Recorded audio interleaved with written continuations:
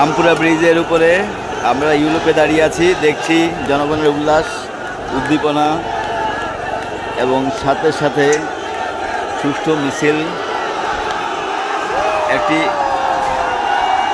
একটি সেনাবাহিনীর গাড়ি দেখতে পাচ্ছি, তারপরে লোকজন লাফাচ্ছে।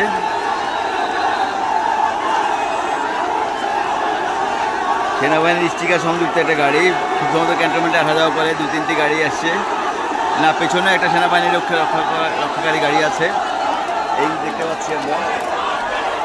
জাতীয় পতাকা উত্তোলন করে ঠিক আছেন। এখানে কি বিটিভি থেকে ভাষণ দিবে ওয়াকারুজ্জামান,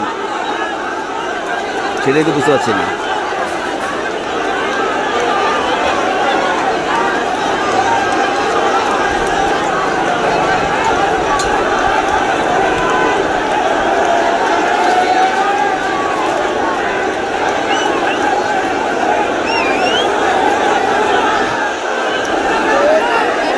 ও বিটিভিতে ঢুকবে এরা।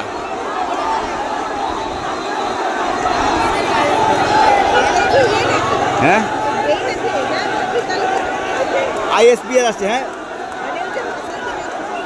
ওয়াকারুজ্জামান এখানে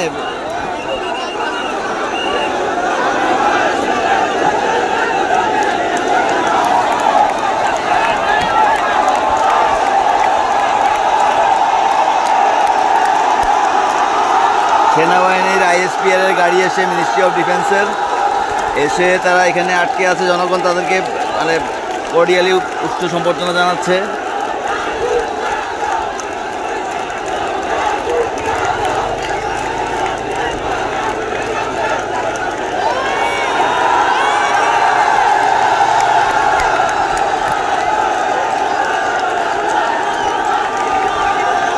একজন লেফটেন্যান্ট কর্নেলকে কিভাবে সম্বর্ধনা দিচ্ছে, লোকজন কোলে করে উঠিয়ে নিয়ে যাচ্ছে। এক অভিভূত দৃশ্য। বাংলাদেশ সেনাবাহিনী এখনো জনগণের উপর আস্থা রেখে চলছে।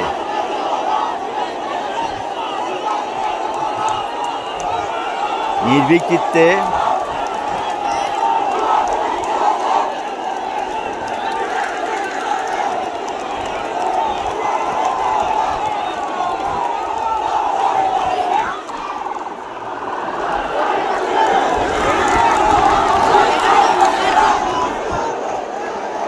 দেখি ওই পাশ থেকে দেখি সেই ভদ্রলোক লেফটেন্যান্ট কর্নেল সাহেবকে কোথায় নিয়ে যাচ্ছেন, কীভাবে না এদিক থেকে দেখা যাবে না যদিও।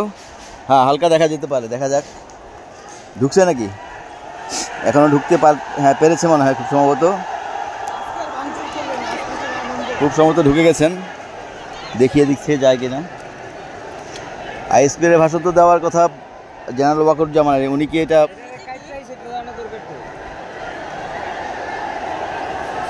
দেখা যাক এখন কি ঘটনা ঘটে। আমরা বিটিভির গেটের উপরে ইউরোপে দাঁড়িয়ে আছি, সেখান থেকে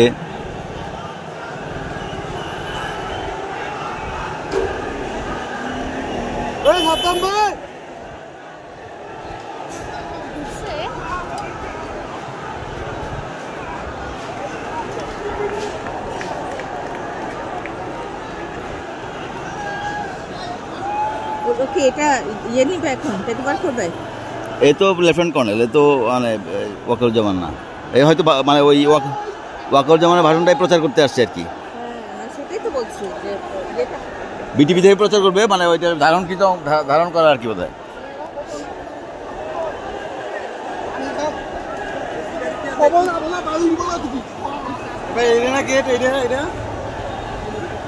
না ওই ভিতরে ঢুকে গেছে, এটা ওই পড়া এই জায়গায় এইখানে ঢুকে গেছে তো। ঢুকে নাই ঢুকলে বুঝতাম, ওদিকে বাইরে যেত। ওদিকে তো এমটি পেল, এদিকে মানে মেইন অফিসের দিকেই। হ্যাঁ মেইন অফিসের এদিকেই। হ্যাঁ হ্যাঁ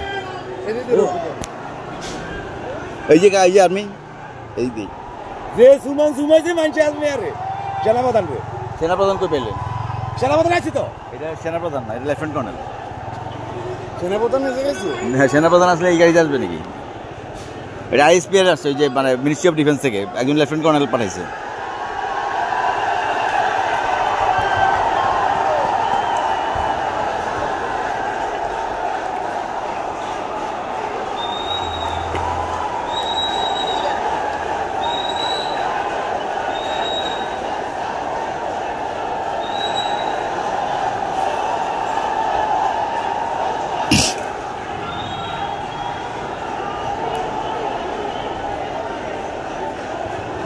কি অভূতপূর্ব দৃশ্য।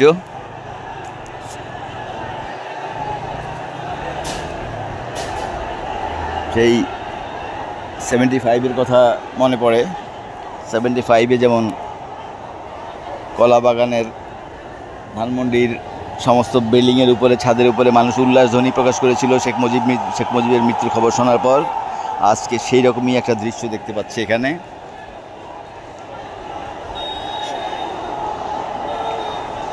তার বংশ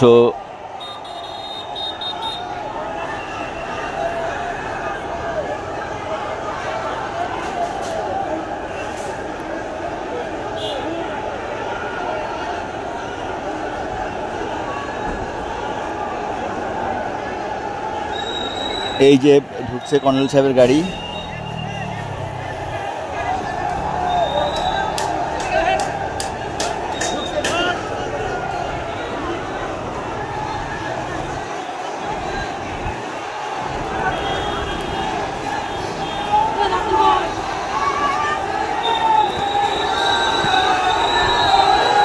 এই যে আরেকটি সেনাবাহিনীর গাড়ি যাচ্ছে, থেকে যাচ্ছে।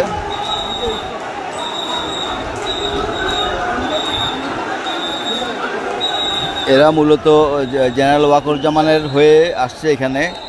তারা আর্মি সেনাবাহিনীর প্রধান তো আসেন নাই, তার বোধহয় খুব সম্ভবত কপি করা ভাষণ নিয়ে এসছে, যেটা বিটিভি থেকে সম্প্রচার করা হবে বিকাল 3টায়।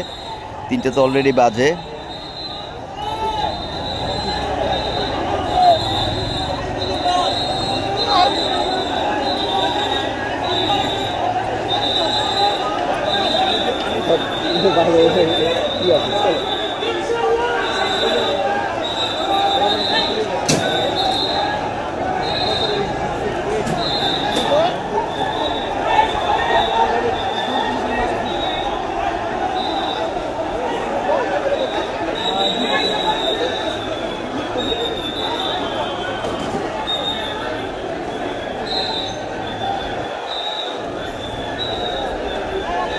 কই কর্নেল সাহেব কই? কেমনে আর নিচে নামবো না? এত ক্রাউডের মধ্যে যাওয়া যাবে না। না আর নামবো না, এত ক্রাউডের মধ্যে যাবো না। ডিফিকাল্টি আছে না, মানে উল্লাসের মধ্যে অনেক উল্লাস ঢুকে যায় পরে।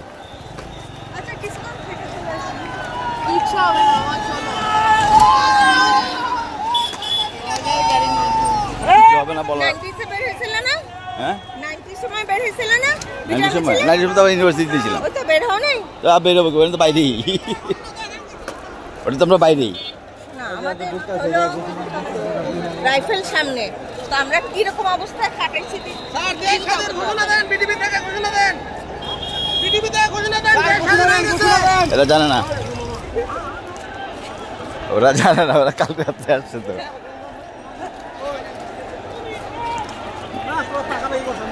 দেশ স্বাধীন হয়েছে যে কালকে রাত্রেই তো ডিজিএফআই খবর পাইছি। মুনতাসির বললো না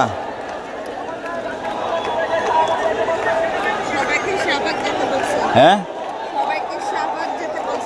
কে না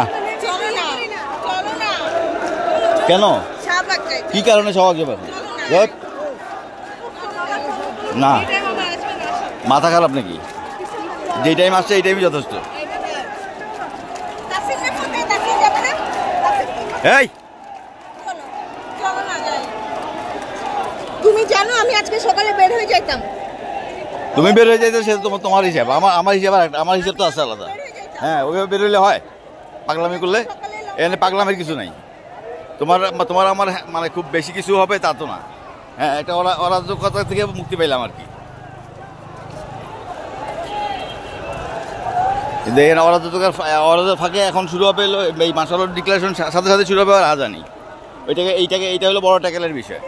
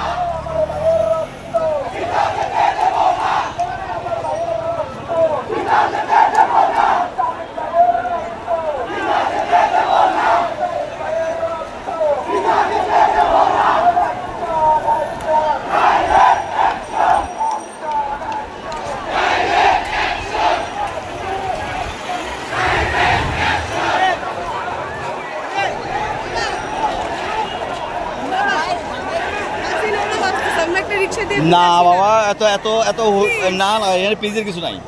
বি কেয়ারফুল, এখানে এই সমস্ত জিনিসের কোনো ইয়ে না। তোমার আমার কোনো বেনিফিট হবে না এখানে। যা কি করবেন আপনারা? না, চিল্লাচিল্লি করে লাভ নেই, বাসাতেই করেন।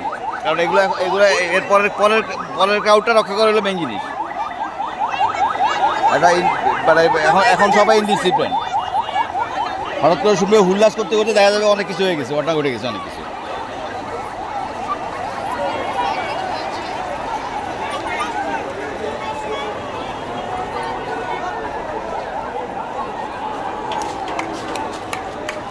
কালকে এমনি মেডিকেল কলেজ মেডিকেলে পিজি হসপিটাল পিছনে মানে আর্মসের ডিপো ফালায় রাখছিল।